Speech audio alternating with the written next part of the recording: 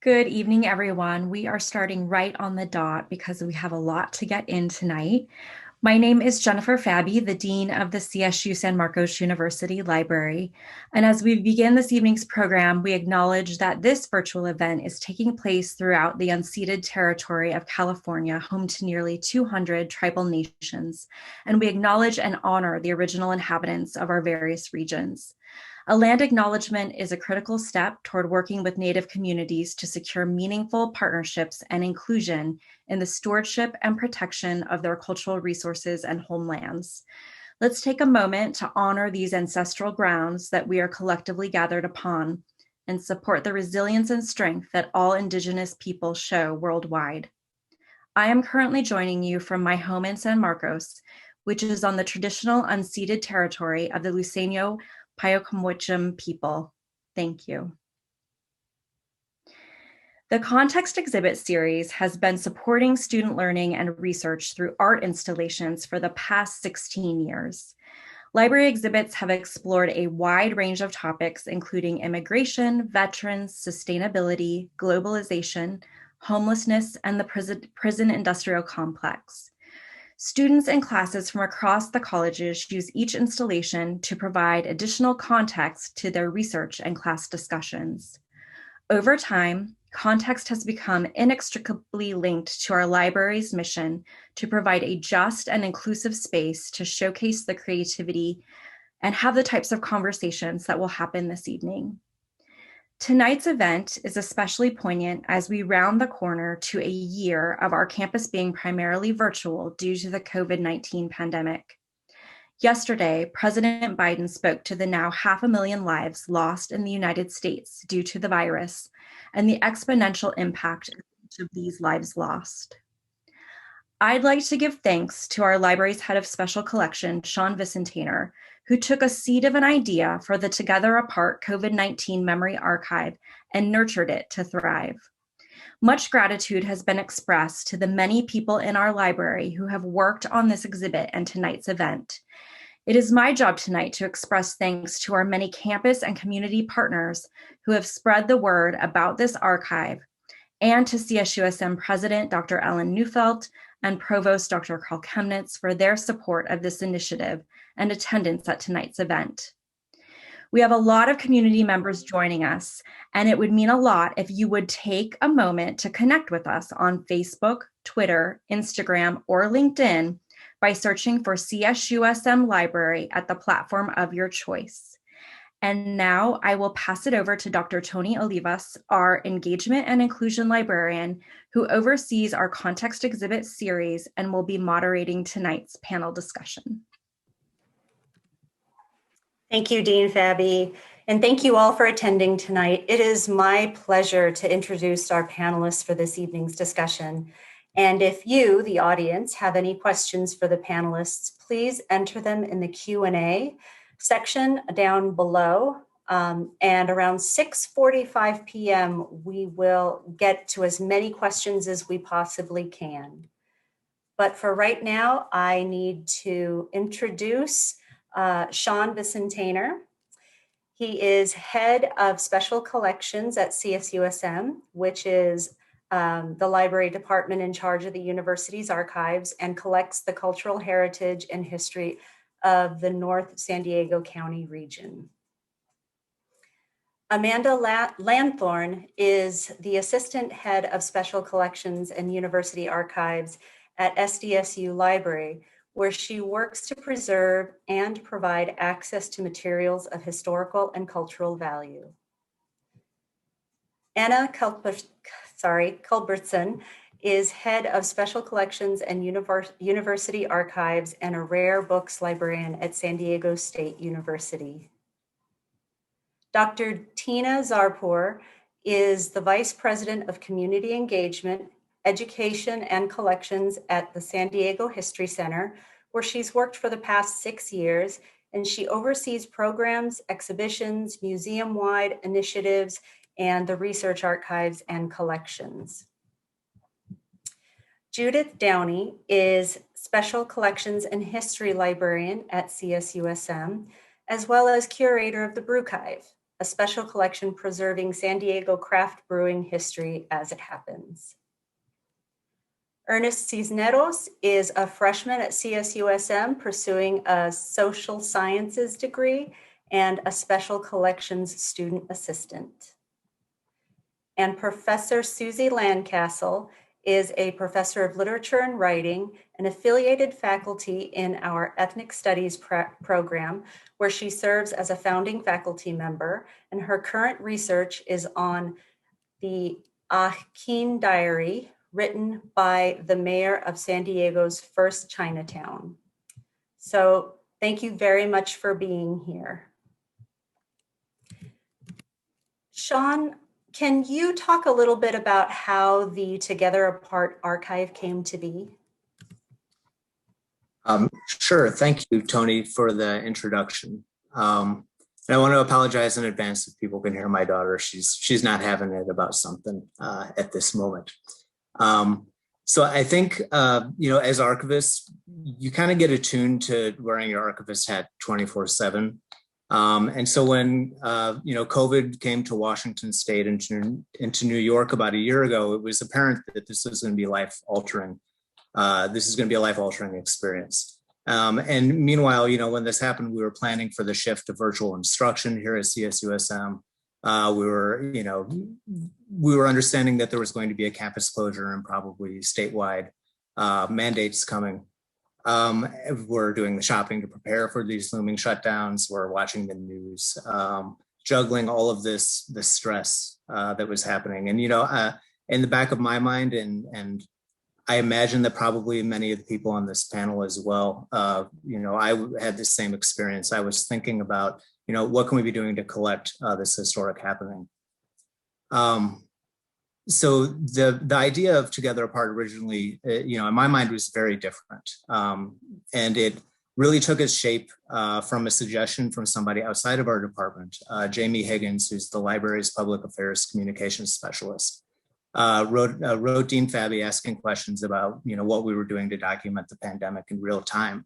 And it spurred a lot of thinking about similar projects that have been done in the past by other institutions like Washington University and St. Louis's Documenting Ferguson project, or BU's Our Marathon project. Many other, related collecting projects have been based around a theme or event that happened, oftentimes something traumatic or tragic. And they attempt to collect things in real time, almost real time. So we started working on this even as the university's physical campus was closing down. We were trying to lay out, our nascent project teams trying to lay out what exactly a project like this would look like. We talked with our library technologies and initiatives department about if it was possible to collect things virtually through a site that would allow people to submit their experiences in a digital format, from the safety of their own homes, given the constraints on personal contact that we all have been laboring under since the pandemic hit our shores, or the COVID hit our shores. So LTID, our technology department, thought that this was doable. And, I have to say, without them, the project wouldn't exist in the way that it does now. So they designed a site that could take in this information anonymously if people wished it, safely from a distance, in a variety of different electronic formats. And they kept it all built in-house so that, big tech, Google, other companies wouldn't have access to anybody's health or personal information if they submitted it to us, which, from a librarian's perspective or an archivist's perspective, I'm really proud of. Our scholarly communications librarian, Carmen Mitchell, came up with the name, which is, I think, just so perfect. It really fits the pandemic to a glove. This is an experience that is, universal, that we're all going through, and it's one at the same time that is very isolating. So we got the collecting site off the ground in late March or early April of 2020. And we got a story picked up by the San Diego Union Tribune, which was really helpful in driving interest and participation in the archive. And we've worked since then in keeping awareness up, getting the word out. We've gotten the project into classrooms through some very awesome faculty here at CSUSM, including Susie, who's on our panel tonight. And it's been pretty successful. So we've gotten around 400 contributions from almost 200 members of our campus and regional community to date.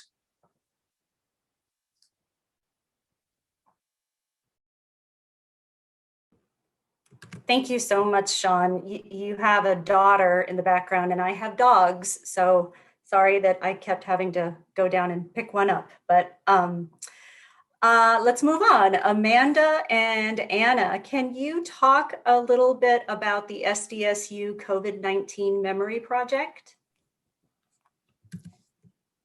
Hi, thanks, Tony. Yeah, so like Sean mentioned, during the early days of the pandemic, so I guess it was before it was even officially declared a pandemic, we were fumbling not only to acquire food and the elusive roll of toilet paper, but also to realize just how serious the unfolding situation was. It took me personally a while to understand just how long I'd be working from home, let alone caring for a toddler and overseeing my older child's virtual school. So I think it was a month in, maybe, that Amanda and I put our heads together to get serious about the opportunity. The COVID-19 Memory Project is a way of capturing the SDSU community's pandemic response and experience for long-term preservation and future research. As a university archives, it was definitely an intuitive project, but I feel like it's important to give a shout out to the first archivists in Southern California to have broken this ground, which includes some panel colleagues here this evening. It's been exciting to see how quickly archives around the world have mobilized and are doing these same types of projects. When we set out to do this, Amanda pointed out that while we know the Spanish flu pandemic of 1918 affected our own campus community, we had very little documentation of how or to what extent. We talked about how fascinating it would be to have been able to compare that to the phenomenon we're experiencing today. So while everyone understands the significance of COVID right now, my 8-year-old son even said, "Mom, this is history literally happening right now." Early on in the project, we received questions from folks who wanted to contribute but weren't sure what a future researcher might consider valuable about their experience. So that was an interesting thing to think about. And one of the features that I really like about our site is that we came up with a list of questions or prompts to get those gears turning. And so far, we've added 267 items to the collection. These are largely submissions from the website, photos, and PDFs of campus communication. And we intend to keep collecting for as long as it makes sense to, which we think is likely to be measured in years. So I'm going to hand it over to Amanda now to talk about the who, what, where. Thank you. As Anna mentioned, our project is specific to the SDSU community. We really wanted to capture and document as many SDSU experiences as possible. So we're collecting from alumni, students, staff, faculty, and administrators from both campuses. So the SDSU main campus, as well as the Imperial Valley campus. We're especially interested in the experience of nursing faculty and students, folks who were or who are working and studying from home while also providing caregiver duties, and students who are experiencing job, food, and housing insecurities, which are actually quite a few. So our project accepts just about anything. We'll take artwork, poetry, zines, audiovisual materials, diaries, journals, photographs, scrapbooks, ephemera, you name it, and we'll probably take it. So far, we've received photos, screenshots from web pages, and like special Zoom meetings, and a whole bunch of personal reflections. We're also, as Anna mentioned, collecting communications from the president's office, which has been quite a bit. I think there's like over 100 emails now. To date, we've heard that several professors are encouraging their students to submit their final projects. So there's an e-lit project based on the pandemic or electronic literature. A criminal justice class had an assignment where the professor was encouraging them to submit. And then several Imperial Valley professors have been using the prompts on our COVID-19 Memory Project website for the basis of an assignment that they then submit, and I believe they receive credit for it. So our business librarian is also conducting interviews with local alumni to document how COVID-19 has affected their businesses, and he's submitting those videos to the project as well.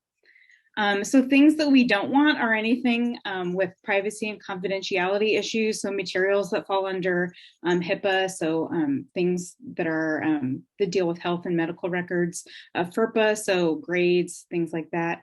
And then things with little to no research value. And there's not a lot, but someone did offer all of their DoorDash receipts to us, and we politely declined.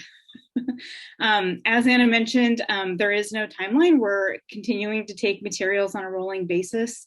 We'll also take actual analog materials if folks have them. We're just not collecting them yet, obviously, because of social distancing. But once everyone is vaccinated, hopefully we'll get some actual physical materials.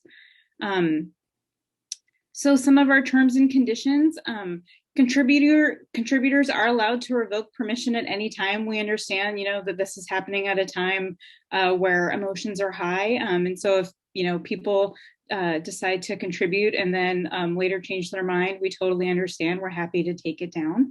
The library grants, contributors grant the library license to use, preserve, and provide access to the materials for research, but they maintain all of their copyright.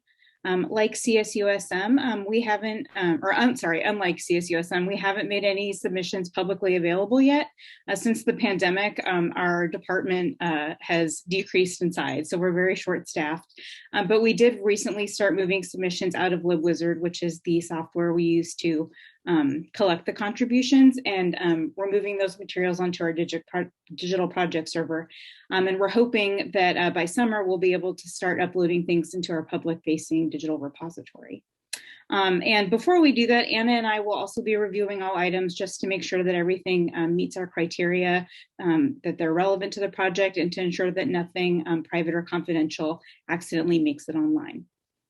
So thanks, that's it for us. Thank you so much. Dr. Zarpour, would you mind telling us a little bit more about the History Happening Now, Share Your Story project and how it's related to this exhibit? Sure, absolutely. Thank you, Tony. So History Happening Now is a website we launched actually March 20th. I was going back and looking at it and started accepting entries. It is very similar to the projects that have been described by San Diego State and CSU San Marcos.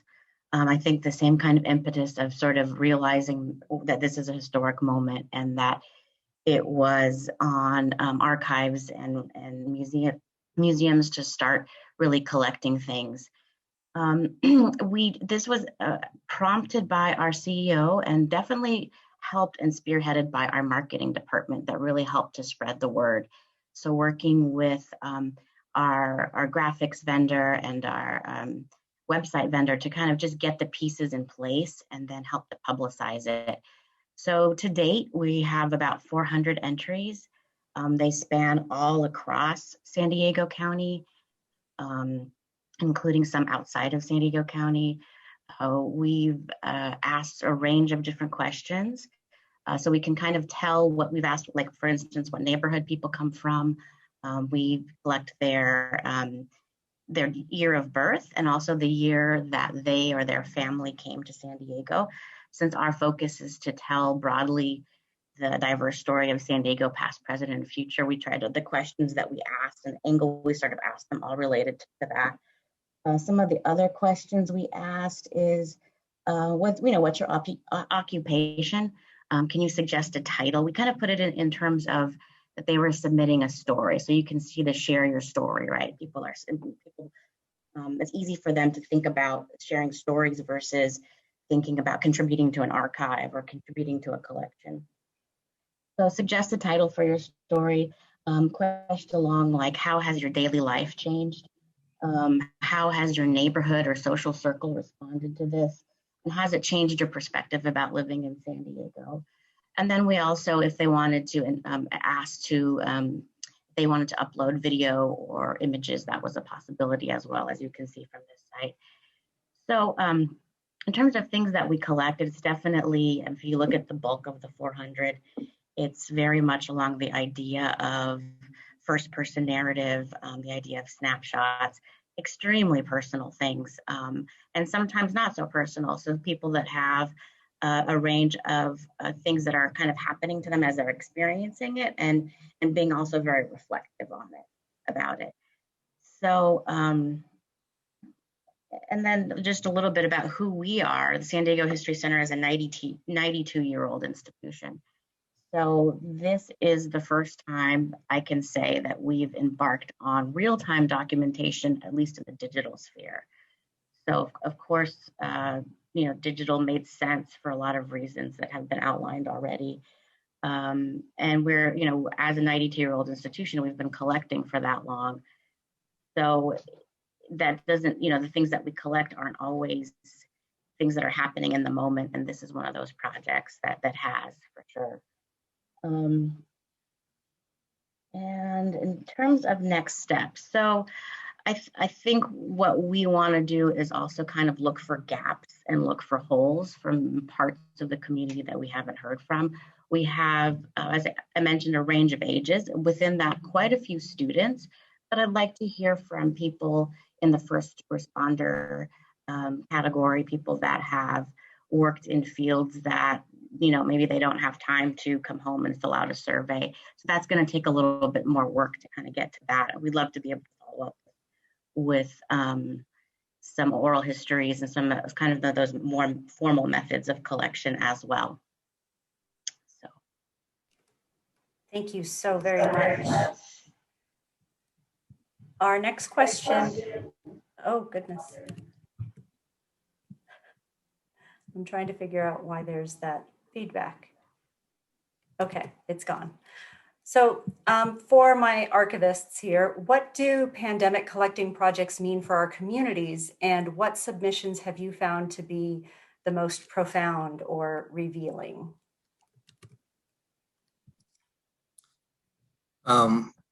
So with Together Apart, we'd originally envisioned this as a research archive, so that which it certainly will be. In a research archive, the intent is for the archive to be used by future generations of scholars studying our lived experience during this time. What we found is we read the literature about rapid response collecting and collecting disasters as well, is that archives like Together Apart and our other panelists' archives can serve another purpose. And sometimes these archives are referred to as condolence archives or grief archives. And so they can exist to help a community process, contextualize, and commemorate traumatic experiences. So I think ultimately this is probably a more important outcome for us. And I think that this importance is being shown with some of the submissions that we've received to date. When we started off the project, we got a lot of documentary photography and similar submissions. This makes a lot of sense. People, this was something that was new and changing fast. And so there was a lot of people sending us images like the one on the screen now, taking note of the changes that the pandemic have brought and capturing these for the future. And we got some really good contributions from a couple of power contributors. James Stephenisi, who I saw is in the Zoom room tonight. This is one of his photographs. He's a photographer from Carlsbad, and Criselda Yee is a member of our campus community. They, between them, submitted about 175 photographs to the archive. And far and away more than most people who submitted, one to, maybe 5 or 6 things. As the pandemic has stayed with us, though, we found that, a lot of these things that people were taking photographs of early on have kind of become normalized or become rote. Social distancing signs now are everywhere. You see people wearing masks, at least here in California, everywhere, when you go inside. So we're seeing submissions now that are more of a reflection of an interior landscape. We're seeing writings and artwork, musings about people's emotional states, difficulties that people have encountered, trials and tribulations. So we're seeing a lot more writings. We're seeing a lot more artwork being submitted. Some of them are pen and ink sketches. Some of them are images of paintings like Marilyn Huerta's amazing works that she's sent on to us. and then some of them are just student perspectives, writings about their emotional landscapes and the troubles with distance learning that they've encountered, or living in a home with all of their siblings instead of being out on their own, which they imagine they would have been, or missing a traditional high school graduation. Things like that are showing up within our student community. All of these things, the documentary things and the emotional kind of interior reflections, I think are really welcome, and they're really profound.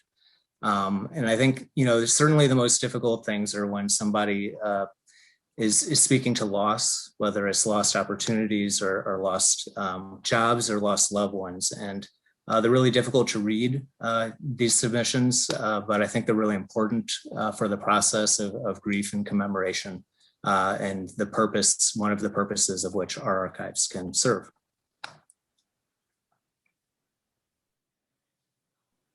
Would anybody else like to respond as well?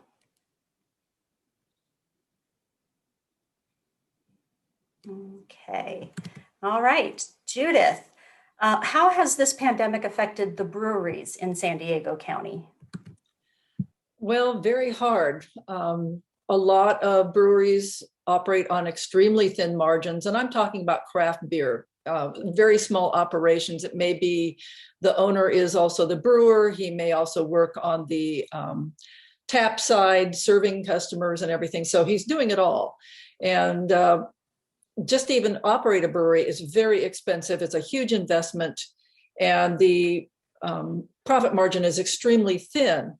And that's for the brewery owners. Then you have your basically gig workers, most personnel working in breweries as beer tenders, behind a back of house, helping with the brewing, things like that.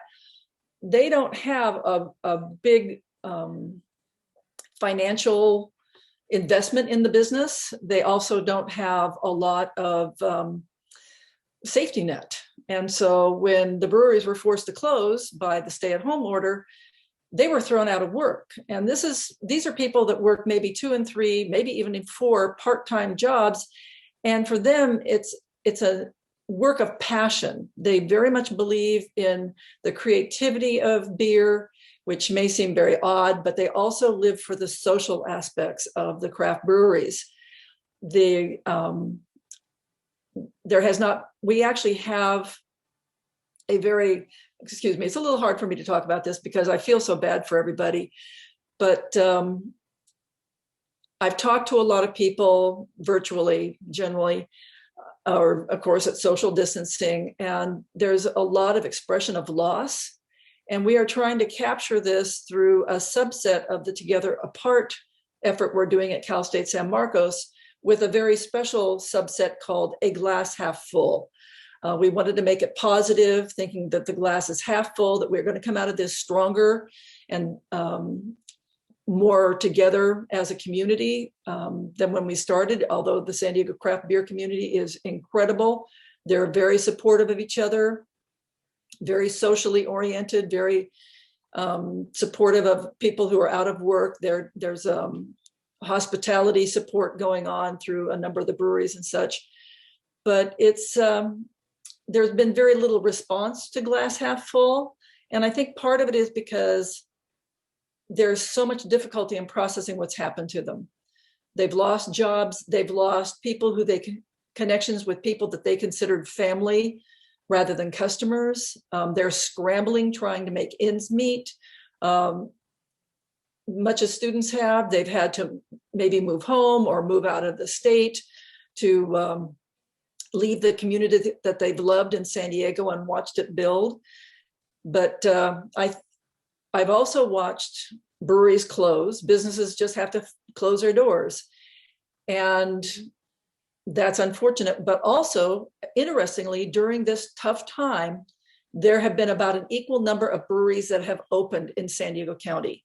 And I am talking San Diego County. I've not been tracking the numbers nationally because it's tracked differently in different states. But the breweries that have opened were already in the pipeline to open. They had to go ahead and open and go do Beer to Go or whatever they could in order to start recouping because they put a huge amount of money into their businesses. But pretty much every brewery has had to go to canning. Many of them were taproom only service before. They did not distribute through any other service. You know, the customers came in, you developed your community, you had your favorite breweries that you went to. Well, now pretty much every single brewery is canning for distribution. They may be doing it themselves, they maybe have a mobile canning service, but that is an additional expense on top of that already narrow profit margin. It's also been impacted by the fact that there's a can shortage and a canning equipment shortage because, of course, everybody's trying to buy canning equipment and cans. So it's been just one hurdle after another. But one place that I'm finding that the breweries are expressing themselves is through their labeling. Being a small craft brewer, you, of course, make smaller batches of beer. So you're constantly coming up with new recipes, or you've run a particular batch out and you're going to can it again. Well, you can make a new label for it if you want. And so here we have illustrations of just 3 of the can labels I've gotten recently. In the upper left-hand corner, Fall Brewing, and these are all San Diego breweries, do as I say, not as I do. And of course, that's Governor Newsom on the can. This was in response to his closure order. And then he went out to a high-end restaurant with lobbyists and did not wear a mask and did not social distance. And so this is the brewery's response to that. Just below that, 5 Suits Brewing, which is one of the breweries that opened up during the pandemic because they were already in the pipeline. 5 Suits has produced a Cover Your Snout Stout, which is a cute play on words, but it also ties into their ethos at that brewery, which is very much be positive, be good to each other, you know, wear your mask. So it's a very positive thing. And then Latchkey Brewing down in San Diego, and the oldest brewing building we have, which is the Mission Brewery building down by the airport. Latchkey is in there now, and they produced Bonafide Meal, which was their commentary on the fact that when the breweries were allowed to reopen after the original shutdown order, every brewery had to sell food with the alcohol. And it couldn't just be an appetizer. It had to be what the state of California described as a bona fide meal, which was not clearly explained. And so there's been a lot of trying to negotiate all the rules and regulations and how they're being interpreted. And so this is Latchkey's tongue-in-cheek response to having to have a bona fide meal with your beer. So I've actually gotten some other labels as well. I've also been collecting some t-shirts. As a curator of the Brewive, I'm really kind of a hunter-gatherer. And so I spend a lot of time going to the breweries and reaching out to them saying, give me your stuff, because otherwise your history is going to be lost, which has happened to beer history all through the centuries. You know, we don't have really great documentation on most beer history. So I'm trying to save it, what's going on now. And so I've also gotten a t-shirt that says something to the effect of goodbye 2020 on the back. And there are going to be other things coming to me once we can all get together again. And there is a website for the Brewive, which does have a link to the Glass Half Full site. So if there are any brewers or brewery industry people here, please be sure to go onto the web address I've just typed into the chat and look for the Glass Half Full tab and click on that and submit your experiences, because that is valuable to save for future research and also for us as a community. And so thank you. Thank you so much, Judith. Ernest, from a student perspective, what have been some of the challenges and benefits of learning during this pandemic? Yeah, there's definitely been a lot of them. I think for me, I have a little bit of a unique perspective on it. So as you mentioned earlier, Tony, I'm a freshman. So this is my second year at CSUSM. And so I graduated high school in 2020. So my school did it drive-through style. And so I got out of my car for 5 seconds, walked up the steps, and then got back in the car. And so I came into college virtually. I had only seen CSUSM one time before when I made my decision to attend. And so it was very strange at first, doing everything online. I remember taking a picture of being in a waiting room for Zoom for my first class on my first day of school.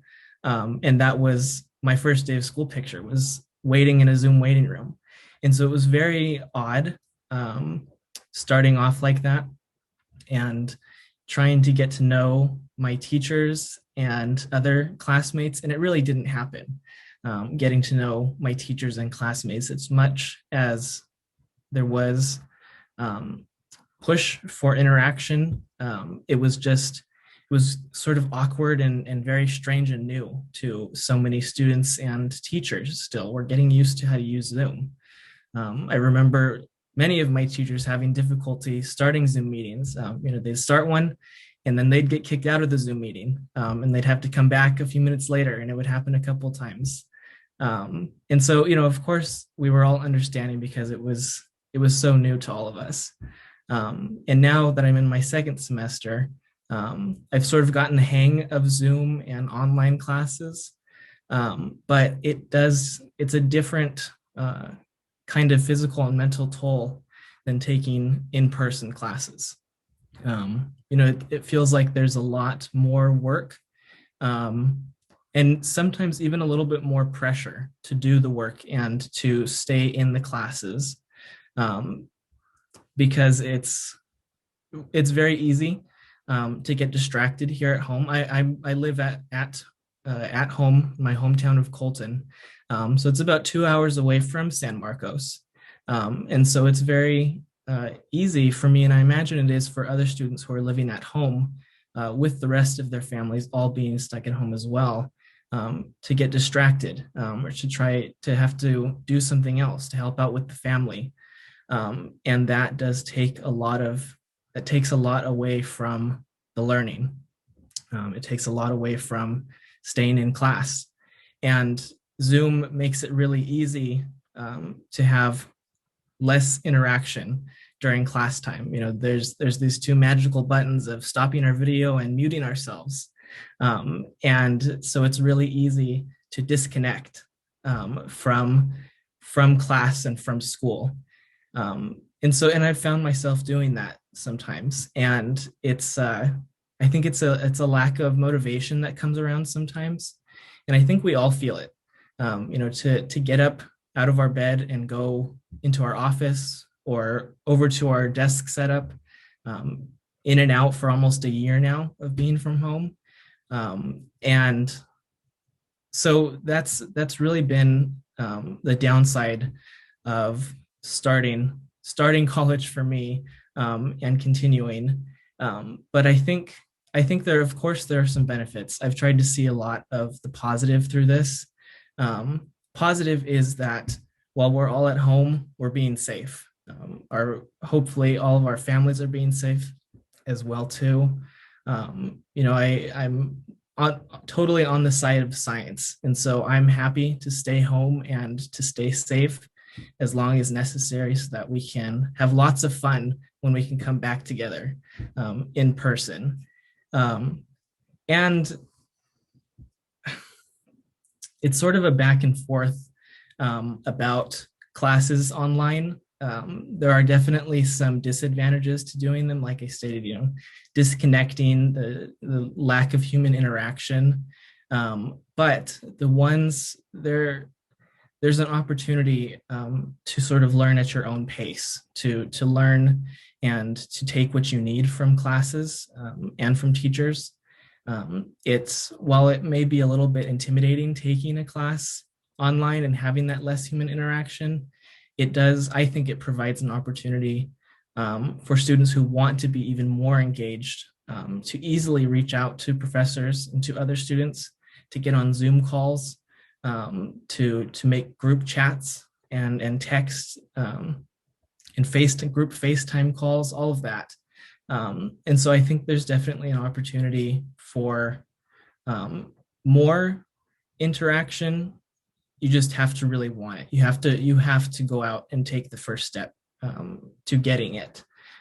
which is not necessarily something we're used to. In person, it's really easy to make friends in a classroom. We just look over to our neighbor and we can start a conversation.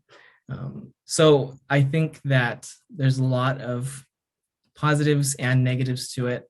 And there's a lot to be hopeful for the next school year, I think, with vaccines rolling out and more safety precautions and plans being drawn up. And so I'm hopeful as a student to be able to experience some college in person. I feel like I'm going to be a freshman again when I get onto campus because I don't know what it's like to have class in person. But it's gonna be okay. And so yeah, thank you, Tony. Thank you so much, Ernest. Professor Castle, from a faculty perspective, would you mind talking a little bit about the Telling Our Stories project and how you see it supporting students, teaching, and maybe even research? Yes, so much of what Ernest just said so resonates with me and the experience that I had last spring when, after the lockdown, when I first saw the announcement come out about the Together Apart archive, I was really sensing how much students were struggling. And I was directing the freshman writing program at the time.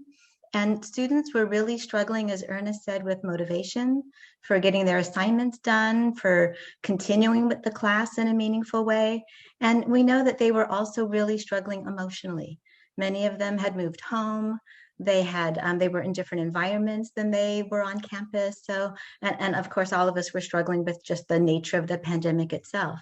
As a writing instructor, I know and have experienced how powerful it is for students and myself even to write about personal narratives, to write about those emotions and those experiences. So when I saw the Together Apart archive, I immediately thought, oh, this could serve our students, this could serve our faculty, and it could serve faculty, researchers, and student researchers as well. So I saw just a lot of connections. And I went to Sean and said, hey, if students were to turn in submissions as extra credit, could they somehow have a receipt or something that they could give to their instructors while still maintaining some sort of anonymity if they chose to?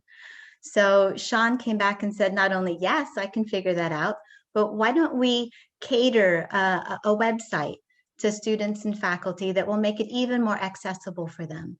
So I think for students, doing these submissions was really powerful as a way to write about their experiences, to potentially get extra credit from some of their faculty members, and to really meaningfully engage in an assignment during a period when they were maybe motivationally struggling, as Ernest was saying. In terms of teaching, one of the ways that we teach writing nowadays is called genre theory. And we know with personal narratives that there are multiple personal narrative genres, like the diary, like the letter, the epistle, like the journal. So Sean and I created a sheet that has a lot of tips for these different conventional forms. And the idea is that if faculty, especially in literature and writing and GEW, wanted to assign some kind of personal narrative, they would have tips right there at their disposal where they could say, oh, you could write in a diary format, or you could write in a journal format.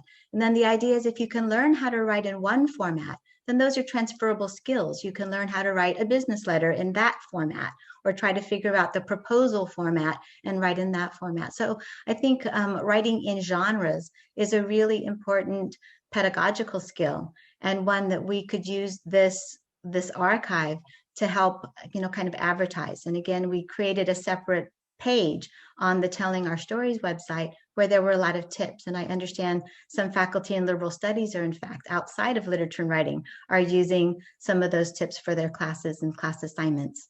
And finally, as far as research, we know that this pandemic has shown inequities in America in a way that many other things have not. right? I mean, we've seen inequities in food delivery, in healthcare, in education, in basic sheltering. And as an ethnic studies faculty member, it's really important to me that we record those stories for posterity. So both for advocacy reasons, as well as future research reasons, I thought that trying to support an archive like this at the faculty level and among students would be really important for our community. So again, for students, for teachers, as well as for researchers, I think an archive like this has tremendous potential. And Sean was able to create a separate page with different tabs where, for instance, the Student Health Center wrote a coping with COVID, writing to cope with COVID message to give students some of the recent research on how they can accrue benefits by writing and submitting, their own personal story. And then again, using the idea of stories that give us a clear three-dimensional picture on what's going on, not just a data set, not just a number, but really bringing to life some of the experiences that our students, our faculty, our community have experienced, so that again, we can remember this time and not forget what it's been like. Thank you so much, Professor Castle. So it is that time, Q&A. We have quite a few questions. So if you have a question, please put it in the Q&A and I will make sure to get to it. The first question we have is from an anonymous person. They want to know, from a perspective of an archivist, what do you think this moment will mean to the future?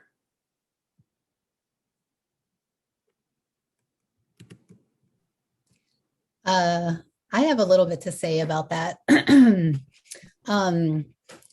What I've definitely thought about is that everyone understands the historical significance of COVID-19, but that what's maybe not obvious is the extent to which any historical event's eventual impact on civilization is tied to the actions, technologies, and attitudes at the time. So, for example, this pandemic has been heavily politicized. So it's interesting in the future to think about how that compares with past pandemics and how it will compare with future pandemics. What strange fringe theories and cures can we someday compare to those that have popped up with COVID? What do the items that we collect tell us about popular attitudes towards scientific data in the early 21st century? So I definitely see this as one value of primary sources as we think about what information literacy might mean in a post-truth era, and how we can authenticate the impact of the moments as they unfold rather than the actual artifacts of that moment themselves, if that makes sense. Would any other archivists like to share? Well, I think because, we at the History Center, we have, as we like to say by the numbers, 40 million documents, 2.5 million photographs, 18,000 objects, works of fine art, so on and so forth. Any kind of collection you can, institutions that collect, they tend to like to collect a lot of things. But it's not often that we try very hard to be extremely sort of democratic and a little bit more egalitarian about it. And I think the power of the first person narrative and to really try to capture, it has captured for better or worse, the interior thoughts and lives of people because of the ease that we're doing it and the fact that people can sort of self-submit and self-select, and there is that kind of front of anonymity. I think that makes it different than other things and other events that we've collected, for example. Thank you so much. We do have another question. What will the Memory Project's main focus be? Is that, if that is specific to the COVID Memory Project at San Diego State, our main focus is really just to have as broad a representation of how the pandemic has affected our campus community so that it's distinct from other COVID collecting in the region in that it's campus specific, but our community obviously extends beyond campus to the families and the alumni and donors, that are associated with it. But, just something that's reflective of the SDSU pandemic experience. Thank you. Oh, go ahead. Oh, I'm sorry.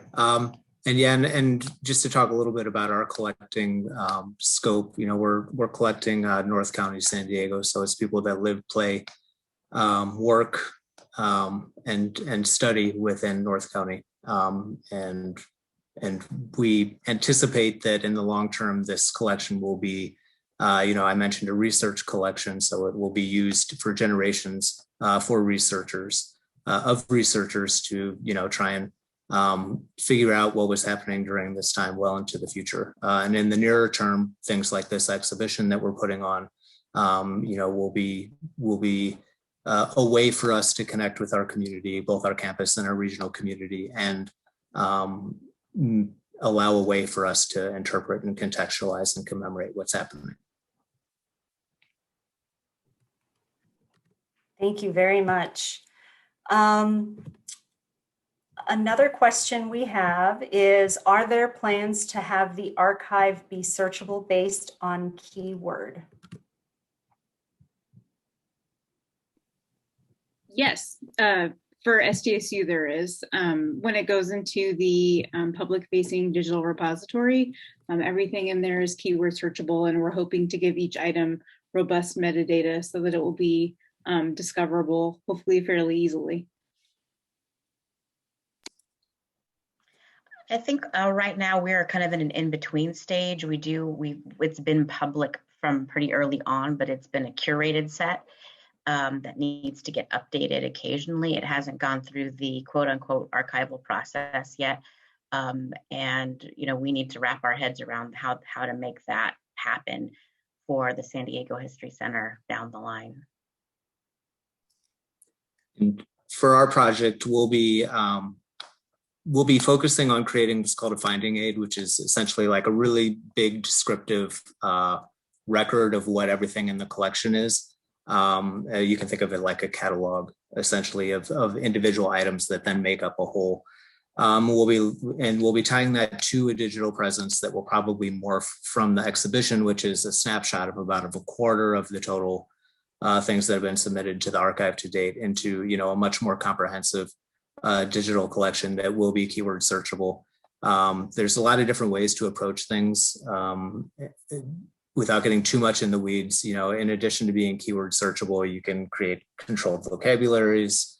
You can link data together. So if somebody clicks on a hyperlink, then they can pull up everything else that is tagged with that same, subject or creator or whatever other field you want to link that data to. So there'll be lots of different ways to explore the content that we have digitally available into the future.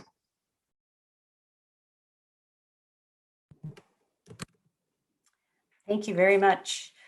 And then we have Karen Bliss would like to know, which changes that occurred during the pandemic do you see carrying on when the virus is no longer a threat? I think we can definitely expect to see changes to learning and changes to how we work. And that's not just in the library and university. I think all areas are going to start thinking about how to make work time more efficient. That's definitely one big one. I mean, I don't feel prepared to answer how it would affect our society at large, but I know in terms of the History Center, it's made how we go about collecting different, and in terms of, we now have social distancing practices and things like that. But also because of the success that we had with Share Your Story and History Happening Now, we in February launched, actually before February, a Black History collecting initiative to collect San Diego's regional Black history, and using some of sort of the same techniques and tools that we learned from this project. So I see that we're going to move, it's going to change the way that we collect in order and become more responsive and more on the ground and kind of more in the moment. So those have been some of the positive outcomes. Thank you so much. And we have a question for Ernest specifically. Is there anything about distance learning that you'd like to continue past the pandemic? So when the pandemic is over, what would you like to continue about distance learning? That is a good question. I was going to answer that last question. I was going to say I foresee a lot more Zoom meetings rather than in-person meetings. Good and a bad thing. I think that one of the things that I particularly like about distance learning is the Zoom office hours for professors. I think that I've used it quite a few times.